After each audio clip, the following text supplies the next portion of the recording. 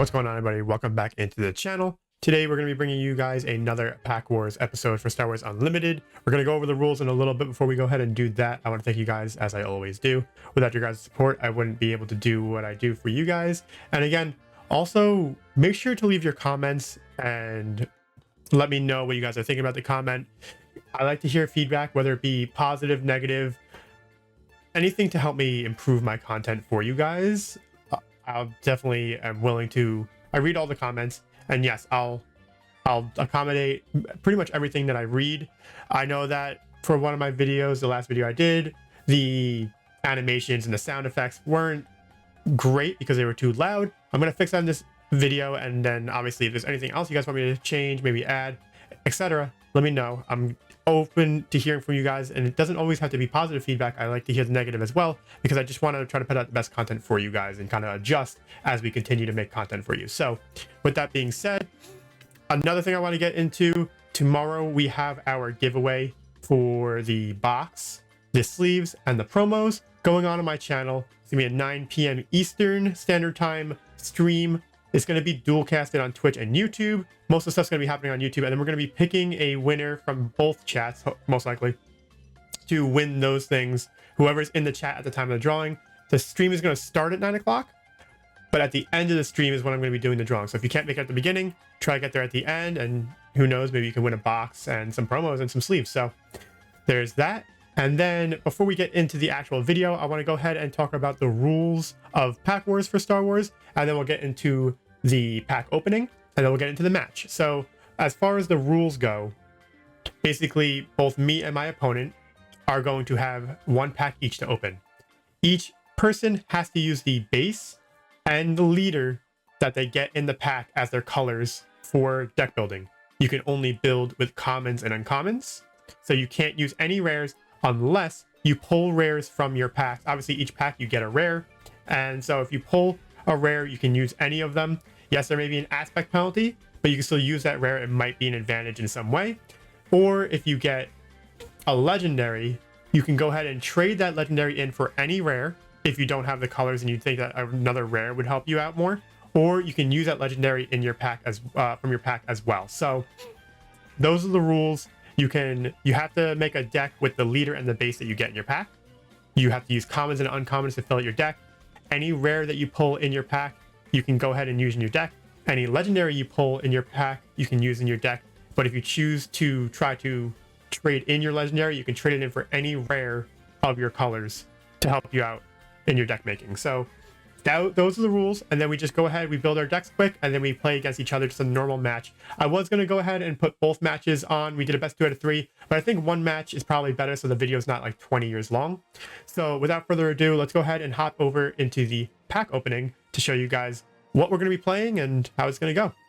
Okay, as you see here, there are 2 packs to choose from. The thing is that the quality of the video got messed up. I don't know what happened when I was recording it. It seemed fine. It's just a little bit wonky right now. I'll fix it for the next video, I promise. But basically, all you need to know here is that Steven won the roll off. So basically, he got higher. So he got to choose whether he wants me to pick my pack first, or he gets initiative first, or if he wants to choose the pack first and I would get initiative first for the match. So he elected to let me pick my pack first. I went off and I chose to go with the Leia pack. Again, the quality is rough. And all you really have to know is what base and leader, as far as the leader goes, and the color. You'll be able to see that fine because it's a little bit blurry, but you'll be able to see enough to know what I'm playing, right? Grand Moff Tarkin, that's my leader, which is cool. And then I ended up getting Chopper base, which makes me have to play yellow with Tarkin. So I wasn't super happy about that. I think Tarkin plays better with other colors, but listen, everyone's using commons and uncommons. So as we continue going on, get the Green Squadron, A-Wings. So these are things that I can't use because they're not my colors, obviously, but we're going to get up to the rare. And once you know what rare you're going to get, you can see if you want to switch it off. And I got really lucky because I got the blue base. I got Security Complex, and that is huge because now it allows me to play blue with Tarkin. So I'm going to be going ahead and I'm going to play Tarkin blue.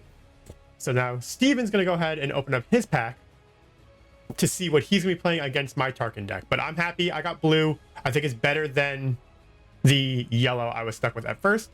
So now we're going to go ahead and hop over to Steven's pack and see what he gets. All right, Steven is here. He's going ahead and he's going to open up his Thrawn pack. So again, we don't know what he's going to end up playing, but we know that I'm going to go ahead and play blue Tarkin because I'm choosing the blue base, right? Because it's better. Also, I get a shield at any point. And it turns out we have a mirror match going. He will also be getting Tarkin, and he'll be playing blue Tarkin. So we have a complete mirror match. And yeah, so we just get to have to see what his rare is going to be to what he can potentially add to his deck if he chooses to do so. But we have the Jawa, maximum firepower, phase. He's a little bit off-centered, but it's okay. We can kind of see the packs. Actually, we can see his better than we can see mine. So then we have prepare for takeoff. We have Wolf. So Wolf is his rare. He can choose to play rare, even though it would end up being a 4 cost. Could potentially be good for him, but that's his rare. He's going to go ahead and play Tarkin Blue. Has potential to add Wolf. I'm going to also be playing Tarkin Blue. So we're going to go ahead and hop over to the match, and I hope you guys enjoy. Okay, we are here in the matchup again. We decided to film in a different location, and I thought the quality would have been better. But we're going to go back to the old location when coming into the next match. It just, in the back room, it just wasn't great in terms of visualization and like the blurriness, but I will be putting the animation so you will still know what's going on. It's just the actual match itself. Some of the cards are going to be blurry, and I do apologize about that. We will make changes to fix that. But for right now, just in this video, just so I can still use the content, I'm just going to go ahead and put the animations up just so you guys can follow along, and I'll also give my commentation. But Steven has the initiative. I'm going to tap, right? Just because I don't really feel like cutting here is necessary. But he goes ahead and he puts one card from the top of mine onto the bottom. So I'm going to go ahead. We're going to set up the resources. I'm probably going to go ahead and cut over to when we're ready to go as far as our resources go. All right, as you see here, we got our match set up. Both of us have 2 resources down, and let's get to it. So Steven goes ahead and he decides to go ahead and play his bike pursuer here, his scout bike pursuer. Good move, because I'm going to go ahead and do the same thing. So we both have our scout bike pursuers, and he's going to go ahead and grab the initiative. And as you're going to see, it's a mirror match. So we're probably going to have a lot of the same plays. A lot of our deck was the same. We looked at our decks at the end of the match to kind of compare. But yeah, a lot of the match is probably going to be kind of similar. But I feel like the base may come into play here, right? So Steven puts down, he gets his 3 resources ready. Look at that go. And I'm kind of having to decide because I have so many things in my hand at this point. It's hard to really choose what to put down. And so I'm going to sit here and struggle for a bit, but I'm going to go ahead, put it down, ready to go. And yeah, so now Steven, he taps 2. And he goes ahead and he plays Academy Training on his Scout Bike Pursuer. So I see that and I'm like, you know what? I'll do the same thing.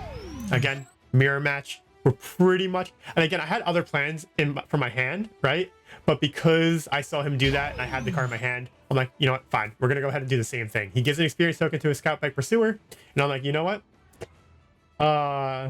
Again, I had a different plan in my mind, but he gave himself an experience using Tarkin. And I was like, you know what? Let's go ahead and do the same thing. I'll go ahead and give an experience token to my guy. Originally, I was going to go ahead and put down my Vanguard Infantry, and then next turn, go ahead and play my Death Stormtrooper, giving me the experience anyway. But I do think that this is a little bit different. He swings into my base. He does the 4 damage, because again, he gets the experience, the Academy Training, which gives him +3, and he has no damage on himself, so he does get to do the 4. And I was debating whether or not to attack into him, but you know what? I'll swing into his base as well. And making the complete mirror match going on here. We're just pretty much, you know, tit for tat here. Scout Bike Pursuer, Academy Training, experience, 4 into base. Same exact turn for both sides. So you might be wondering when things are starting to change, but I mean, this is just kind of how it happens in the mirror match sometimes. And again, I did have other plays and what I could have potentially done, because my original play was to put down Academy Training, then put down Vanguard Infantry, and the next turn do the Death Stormtrooper, do 2 damage to my guy, but he started to boost up his guy, and I really don't want to do 2 damage to his Scout Bike Pursuer, because then I'll make him stronger, so I decided not to do that. So he goes ahead, and he puts down his Death Stormtrooper, and he elects to do 2 damage to both of our Scout Bike Pursuers. So yes, it's a dangerous play on his part, but he wanted to get the extra damage on his Scout Bike Pursuer. Yes, he is helping me a little bit, And he did say, listen, I know it's not ideal, but he wants to get the extra damage into my base when he can. I have less HP than he does, so him trying to progress in any way possible does make sense here. But again, I can pretty much do whatever I want. At this point, I decide it's a good idea to go ahead and put a shield on my Scoutbike Pursuer. I do not want to lose my Scoutbike Pursuer at any point. So I can go ahead and I can swing into his Scoutbike Pursuer, take him out, or I can try to keep this on as long as possible, because my biggest fear is Overwhelming Barrage. In my head, it's like if he has Overwhelming Barrage next turn to start off, he can play it and then take out my units. I don't think I had Overwhelming Barrage at this point in my hand, so I would essentially lose out. His smartest move would probably be trading in and taking out my guy, but the thing is that he elects to go ahead and put the experience token on his Death Stormtrooper to make him a 4/4, just so he has power spread across the board. So he's not like heavily invested in one unit. If I lose Scoutbike Pursuer, I'm way behind, and it's just not good. So my biggest play here, I need to try to find a way to get things onto the board to kind of combat both his guys who are both getting bigger. And so we're just kind of like talking about things, and eventually I will be putting mics as well. I want to also get cameras that can go on both of our faces, but this is what we're kind of rocking with for right now. I'm going to go ahead and play Vanguard Infantry. Again, you can't really see it because of the glare. I will be going back to my old location so you can see the cards a bit better. I do apologize about this, but again, this is a work in progress type of thing. Now, he is going to go ahead and swing with his Scoutbike Pursuer. So he's going to do a ton of damage to my base. So he has the 3 from the Scoutbike Pursuer because it does have grit. He gets +2 and +1. So it's a total of 6 damage to my base. It's kind of rough. And I'm going to go ahead and I'm going to swing into his Scoutbike Pursuer. Mainly because, yes, I understand that it could be scary, but I need to get rid of his Scoutbike Pursuer. If he does end up getting rid of my Scoutbike Pursuer, it is what it is, but I needed to make sure that he didn't have another 6 attack on my base at any given point. He does have his Overwhelming Barrage, as you can see, but at this point, I don't know if he has it, and I had to kind of decide what the best case was. He does take the initiative. I'm going to go ahead and play Power of the Dark Side, and that was another main reason why I went off and destroyed his Scoutbike Pursuer. He now has no options to use Overwhelming Barrage right away. So he can bring out Tarkin and then use Overwhelming Barrage, but the thing is Tarkin will only be able to do 4 damage to my Scoutbike Pursuer. I can live that, and I will do a ton of damage to his base, so I'll live that on 1. So it makes it so he has to kind of think about if that's what he wants to actually do.